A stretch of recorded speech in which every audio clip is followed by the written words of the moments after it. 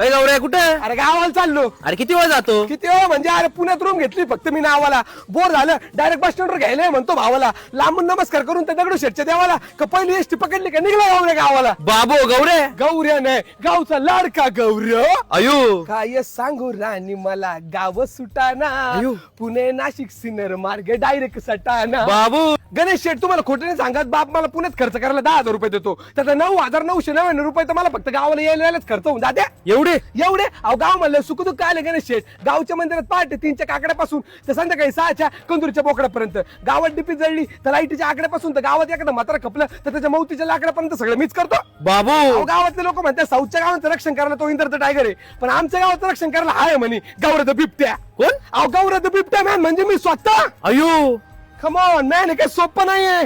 गावाला यायची कळशी ठेवली मी. बाबू गणेश शेठ आता या गौरव बिबट्याची गावासाठी एकच इच्छा आहे.